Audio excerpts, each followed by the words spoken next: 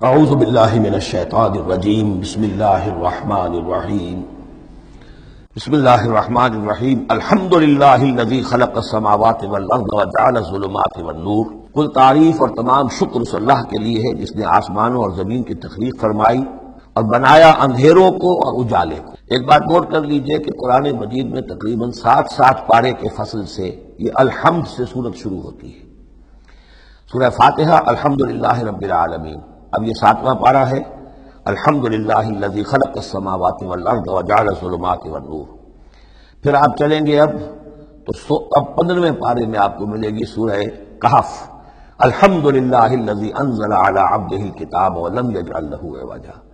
پھر اس کے بعد 23ویں پارے میں 2 صورتیں آئیں گی، سورہ فاطر اور سورہ سبا، یہ دونوں بھی الحمدللہ سے شروع ہوتی ہیں، گویا کہ وہ آخری حصہ بھی اس کے اندر شامل کر دیا گیا۔ تو یہ بڑی صحیح وقفے کے بعد ایک سورت شروع ہوتی ہے اللہ تعالیٰ کے حمد اور تعریف کے حوالے سے۔ خاص طور پر بات نوٹ کرنے کی ہے جعلس خلق اور جعلہ، آسمان اور زمین چونکہ مادی حقیقتیں ہیں لہذا ان کے لیے لفظ خلق آیا ہے، لیکن نور اور اجالا اور اندھیرا جو ہے یہ در حقیقت اس طرح کی نہیں ہے۔ اندھیرا کس کو کہتے ہیں؟ نور کے نہ ہونے کا نام اندھیرا ہے، یہ اس طرح کی کوئی مادی حقیقت نہیں ہے، اس لیے اس کے لیے لفظ جو ہے جعلہ آیا، بنائے، اس نے ٹھہرا دیے، بنا دیے، نمایاں کر دیے، معلوم ہو گیا کہ یہ اجالا ہے، یہ اندھیرا ہے۔ ثم الذین کفروا بربہم یعدلون، پھر بھی وہ لوگ جو اپنے رب کا کفر کرتے ہیں اس کے برابر کیے دیتے ہیں، یعدلون بہ شرکاءہم، یعنی جن کو انہوں نے شریک سمجھا ہوا ہے، جن کو انہوں نے اللہ میں ذات میں یا صفات میں یا حقوق میں شریک کیا ہے، تو لوگوں کا حال یہ ہے کہ جبکہ آسمانوں اور زمین کا پیدا کرنے والا بھی تنہا اللہ ہے، اور جبکہ ظلمات اور نور کا جو ہے بنانے والا بھی تنہا اللہ ہے، لیکن پھر بھی لوگوں کا حال یہ ہے کہ انہوں نے اللہ کے ساتھ، اپنے رب کے ساتھ کچھ اور ہستیوں کو برابر ٹھہرا دیا ہے۔ مجھے ایک صاحب نے یہ بات کہی ہے کہ یہ سورہ نساء میں جو ہم 2 مرتبہ گزرے ہیں ایک آیت سے، ان اللہ لا یغفر ان یشرک بہ ویغفر ما دون ذلک لمن یشاء، تو یہ بڑی اہم آیت تھی اور آپ نے اس کی طرف توجہ زیادہ نہیں دی۔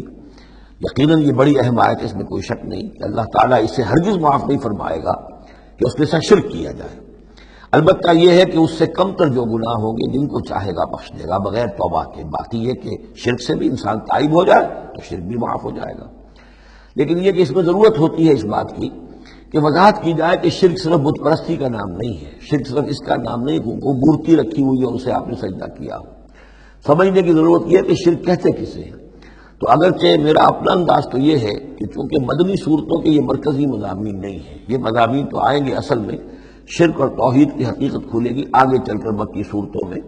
خاص طور پر حوامیم میں جا کر یہ بات اور کھلے گی۔ توحید عملی کسے کہتے ہیں، توحید نظری کیا ہے،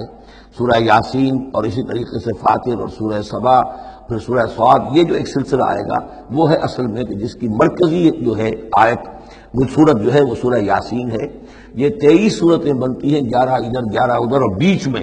جو ہے وہ سورہ یاسین ہے، وہ ہے کہ جو اصل میں توحید کا مضمون ہے۔ البتہ یہ بات صحیح ہے کہ شرک ایک ایسی شے ہے کہ جس کے بارے میں ہر موقع پر ہی متنبہ کرنا چاہیے، اور اس معاملے میں چونکہ بعض کاموں سے میں فارغ ہو چکا ہوں اس لیے وہ میری توجہ سے ذرا ہٹ بھی جاتے ہیں۔ اللہ کے فضل و کرم سے بڑی پرانی بات ہے کہ 6 گھنٹے کی میں تقریر ایک ریکارڈ کرا چکا حقیقت و اقسام شرک پر، اور جس کو کہ بہت علماء نے بھی پسند کیا، بڑے بڑے جید علماء نے بھی، اس حوالے سے کہ ایک شرک تھا جو آج سے کچھ عرصے پہلے لوگوں نے پہچان لیا یہ شرک ہے، اب ان کے پیروی کرتے ہوئے آج ان کے جو عقیدت مند ہیں اس شرک سے بچ رہے ہیں۔ لیکن شرک یہ بیماری ہے کہ ہر دور میں بھیس بدل کر آتی ہے۔ اس دور کا شرک کیا ہے، اس کو پہچاننا جو ہے اس کے لیے ذرا زیادہ وسعت نگاہ کی ضرورت ہے، زیادہ گہرائی میں سوچنے کی ضرورت ہے۔ جدید دور کے نظریات و افکار جو ہیں ان کا صحیح مطالعہ ہو، معلوم ہو کہ آج کے دور کا شرک کون سے، ان تازہ خداؤں میں بڑا سب سے وطن ہے۔ اب یہ بات جو ہے ظاہر بات ہے